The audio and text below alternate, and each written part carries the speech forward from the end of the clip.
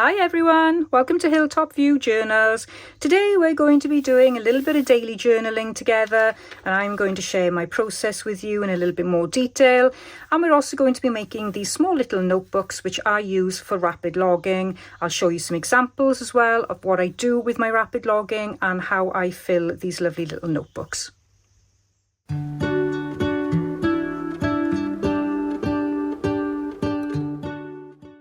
I want to share how I write in my journal about everyday events and life and give you some helpful hints if you're not too sure where to begin. I usually set aside a few minutes in the evening once the day has settled down, or if I didn't have the time the day before, I will do a catch-up and that's absolutely fine. It's my little ritual, time for myself, sometimes with a cup of tea, curled up on the sofa whilst my husband is watching his favourite TV programmes and the dogs have settled down for the day. I always start by writing the date at the top of the page and then the time of the entry. That way, when I look back, I can see how each day connects to the next. I've usually got something from the day that I want to reflect on. Sometimes it's a difficult situation or a decision that I've had to make that wasn't easy. I will write about it, how I felt at the time, how I'm feeling about it now, and maybe what I would do differently next time if faced with a similar situation or decision. And I guess those types of events are down to how I live my life, my full-time job, my family. I just have things that happen to me because of the way I live, and you'll have different things too. If I'm not sure about what to write, I go for a simple prompt like, what happened today? Sometimes I jot just 3 things I noticed, maybe a person I met on a morning walk, some of the events during my working day, or a message from a friend. I find that listing out these small moments helps me appreciate my day as a whole, making sure that I remember the good things as well as the struggles. And then I just write. Some entries are full sentences, others may be bullet points. I focus on the details. What did I see? What did I hear? What did I smell? Who did I talk to? What did I do that I planned to get done, and what didn't I have time for? Like today. It was sunny with a fresh breeze coming into the bedroom window first thing, which made me think about hanging washing on the line, my favourite household chore. The air was coming through the window and it was soothing. I could hear the leaves and the trees rustling and the birds chirping away. And writing these sensory experiences makes the memories feel alive when I revisit them at the time of writing. I can feel that breeze and I can hear the birds. I do tend to focus on the writing rather than including decorations and mementos at the point of writing, because I'm having a conversation with the page, which sounds a bit crazy, I know, but I can't just stop, stick things in and then go back and write again. I just need to write. I do definitely enjoy doodling and mixing up the space on the page though, with things like collages and photos, washi tape, or gluing in a movie ticket or some kind of receipt. When I feel like adding these to the page, I will write around them on the following day. At the end of my entry, I reflect for a moment and ask myself, what am I grateful for today? Even when things don't go as planned, I try to finish with at least one positive note. Like a text from a friend that made me smile, chatting to my son, watching a TV programme that I really enjoyed. Remember, your journal is yours alone. Some days I write a lot, others I just write a line. Sometimes when I have the opportunity, I'll write about a situation as it's unfolding to try and work out what to do. I reach for my journal and I scribble down how I'm feeling or what's bothering me. It doesn't matter what time of day it is. I used to think I needed to do the same thing every day, write a certain amount of pages, use the same headings, do it at the same time, etc. Whilst it's useful to have structure to follow, it's also important to do what feels right. Let your writing be your guide and let the words come out as they want. Adding quotes often helps too. If I'm feeling low or struggling with a particular issue, I'll do a search online about a subject to find a suitable quote. I can then reflect on what the quote means to me. Daily journaling is a tool, and the fun part is finding out how best to use that tool for you. But you'll only figure that out when you start writing. So grab your journal and start capturing your own everyday stories, one day and one entry at a time. I hope you found that little glimpse into my daily journaling useful. It was a difficult day yesterday, and I don't mind sharing that online. It was a difficult day because I made it a difficult day. In my mind, I wasn't happy with how I spent my time, and I'd had so many things that I needed to do, and in the end I didn't get a lot of them done. But still, there were definitely parts of my day which were great, and I find it helpful to write about that type of thing. It makes me a little bit more positive today to know that actually there were really good points of yesterday, and I don't need to feel down about it. I just need to put it to one side now and get on with today and remember what was good about the day before. The other bit of the journaling I wanted to share with you today is my rapid logging. And my rapid logging, I normally keep it in a smaller little signature, which is tucked in usually somewhere in the journal signature, the main journal signature. And this is one I made ahead of time. It's a really small and simple little notebook, which we're going to make together today. And here is one that I've completed.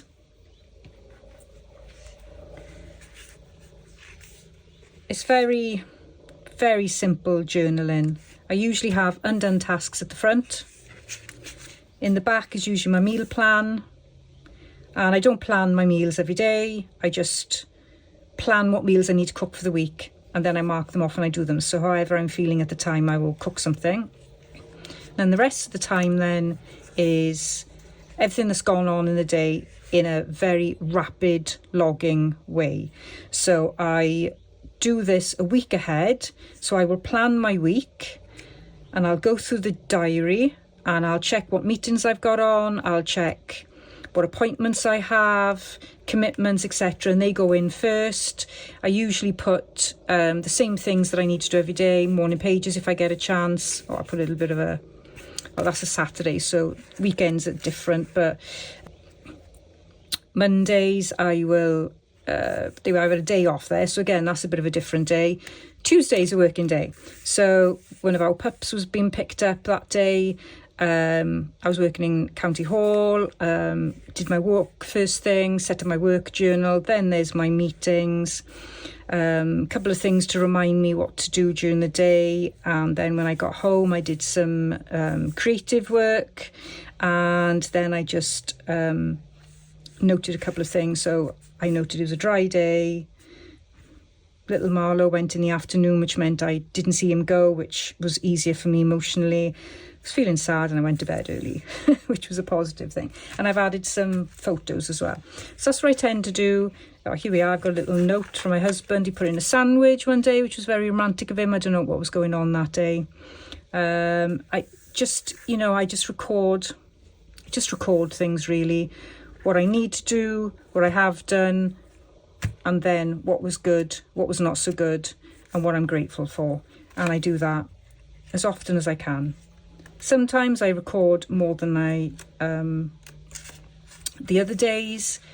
There we are, being lazy, not feeling happy, afternoon snooze on the sofa. Okay, so that was that day.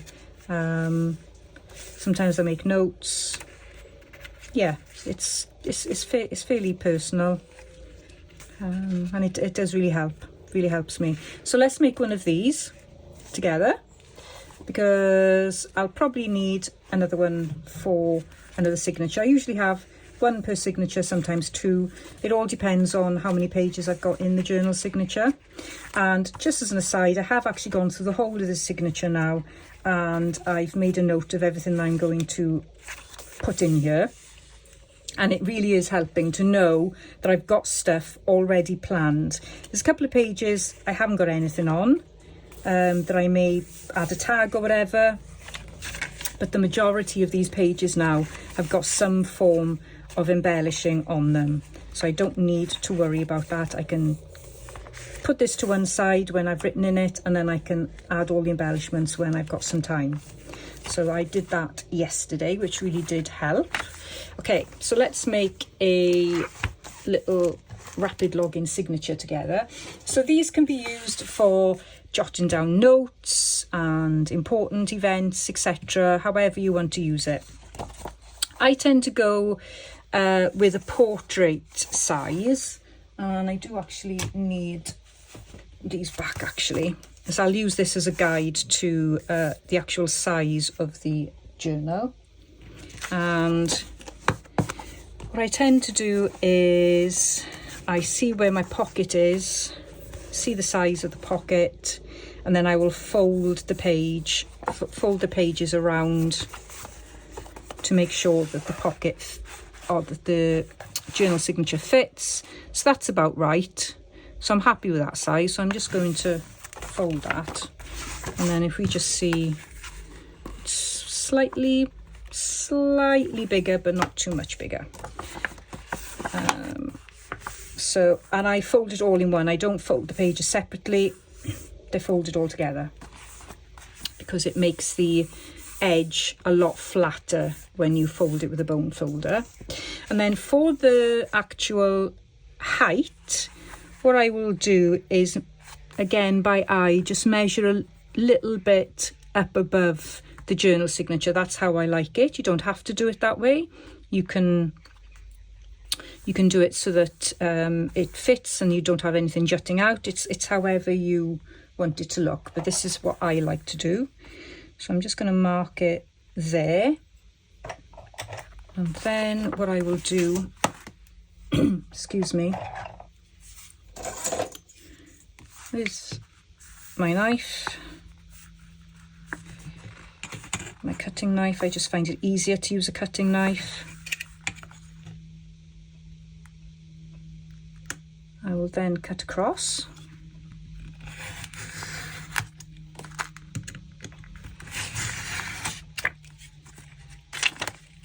Sometimes it's easier if you remove the loose pages when you're cutting. Okay. And then I will cut down.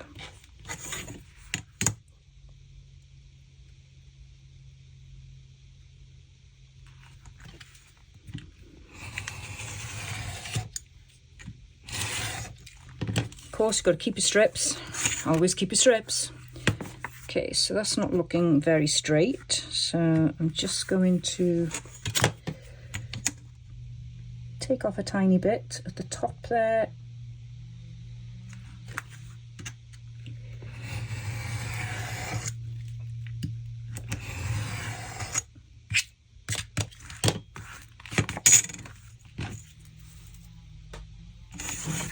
That's looking a bit better. And then check to see it'll fit. There you go. Perfect.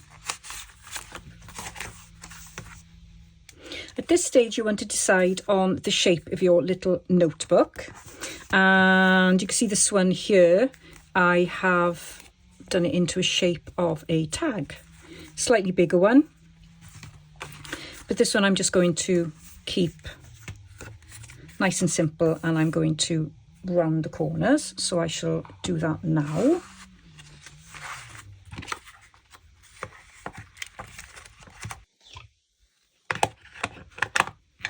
Like to give it a good inking as well. You don't have to, this is optional.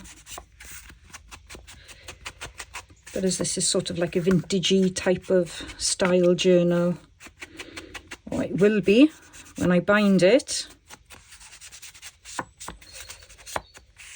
And there we are. You can also do each page individually as well, but I'm just going to leave it like that.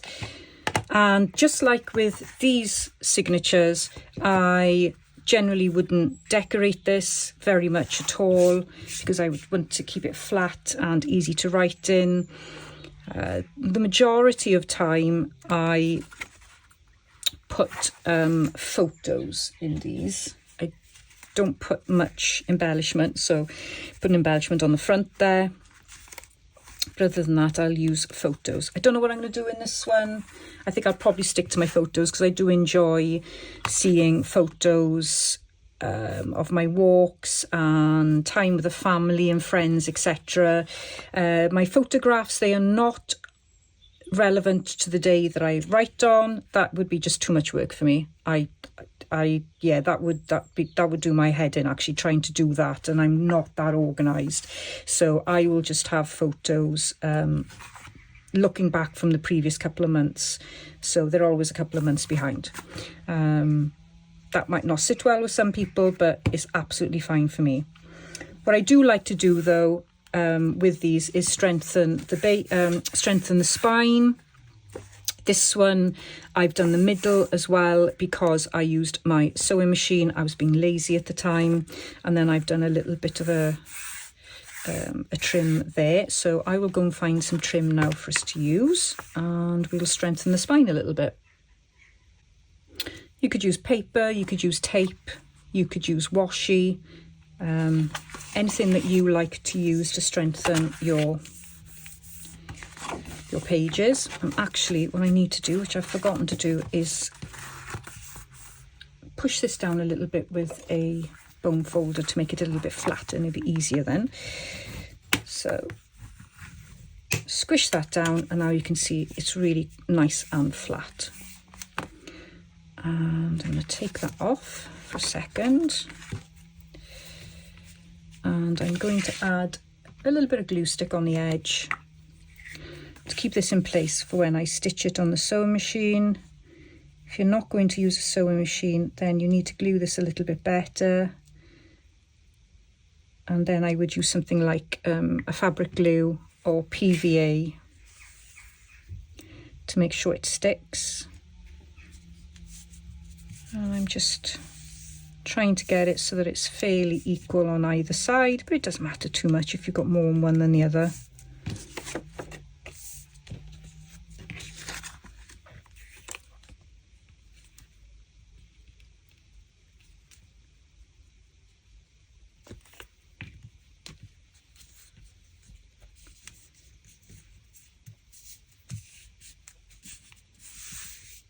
I just want it so that it's in place like that,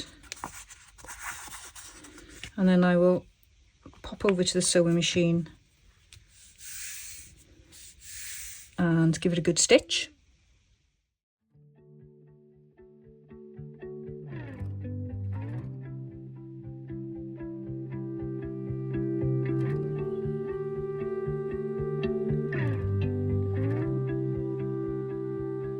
I could sit around and wait all day.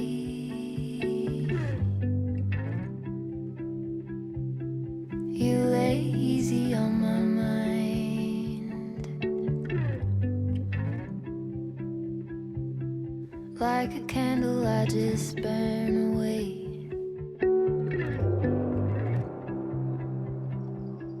All we really have is time.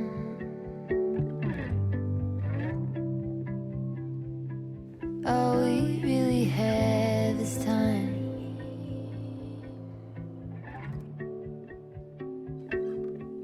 I don't wanna waste it on anybody. So that's nicely stitched. So I'm just going to cut off some of the excess. I don't need so much there. And there. I don't normally bind these into the journal cover. I will keep them within the main journal signature. But just in case, I will use a template, because if you've been watching my channel, you know that I quite often change my mind. So yeah, and sometimes I really do just whiz it through the sewing machine because it's quicker sometimes, but it does weaken the center page here when you put it through a sewing machine because of the impact of the needle. So it's a good idea to put some tape or fabric to strengthen that inner spine.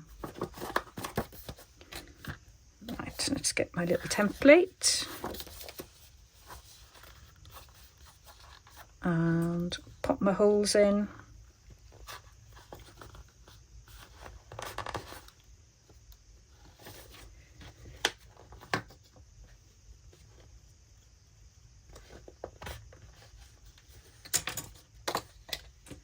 always forget to thread my needle ahead of time.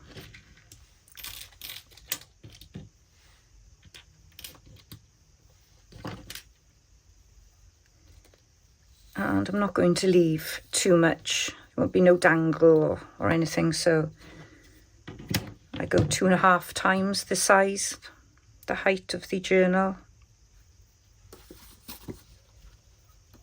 I'm going to have it on the inside first, so through the middle, pop that in there. Sometimes it's hard to see when you've got fabric on the spine, so if you pop your awl through there again, and then what you can do is you can see where it is, and then you can pull it out and you get the hole there.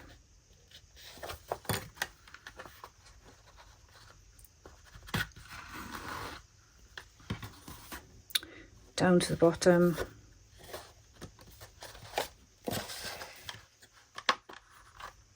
This isn't actually the best needle for this one because it's a little bit blunt, so I'm just going to rethread it. Let's put a sharper needle, otherwise I'm going to make a hole in the middle there. I'm using wax thread.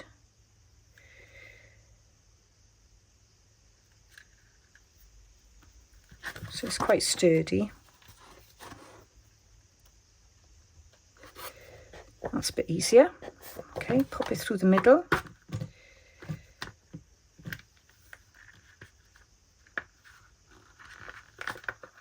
Get your tail. And then this needs to go on the other side. And then you can tie. Tie one way. Tie the other way. I find 2 is enough. You can snip the edges.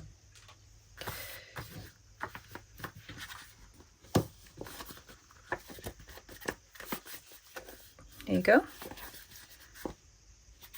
Just going to give it another ink.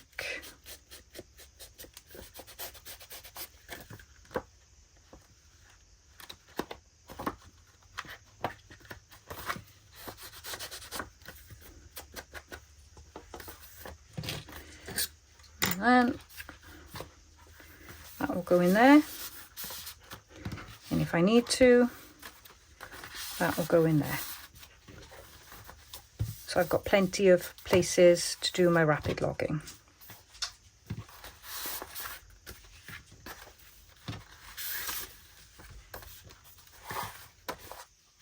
Before I wrap up today's video, I wanted to mention some popular channels. Well, just one channel, because I think if I give you all the channels that I want to recommend, then you'll be spending the rest of your day falling down a rabbit hole of YouTube.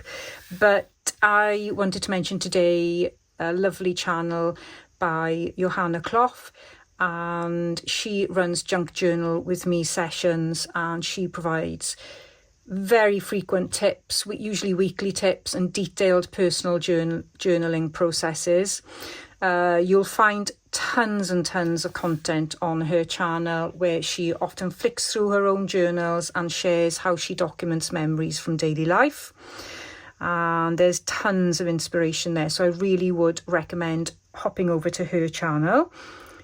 She uses very much mementos, and she's a true junk journaler, I think, maybe in the truest sense. But she does use lots of different mediums as well in her artwork. I will leave a link to her channel below, so please do go and check her out. And I really do hope that you found this little glimpse into my daily journaling useful. I hope you don't think I'm totally nuts. Sometimes I think I am in what I do, but it keeps me on an even keel. It helps me get through difficult times. It helps me get through the day. I get personal satisfaction from writing in my journals as well as decorating them. So I really did want to share that with you. I will try and do lots more daily journaling as these series progresses. I want to be able to share with you other ideas on how to write in your journals and what I use as well. Today was just a sort of a short idea of what I do on a daily basis. In the next episode, we are going to be making a sketchbook journal together, and here is a sneak peek of what we're going to be making. I'll show you how I made this, and I'm hoping that you're going to make one too. And I'll be doing a little bit of sketchbooking as well as part of this series. So if you're interested in dabbling with a little bit of mindful watercolour and doodling and adding a bit of writing as well, then hopefully you will enjoy what I've got in store. So please do consider giving me a like and also subscribing to my channel if you're not already subscribed, and I will see you in the next video. Bye bye for now.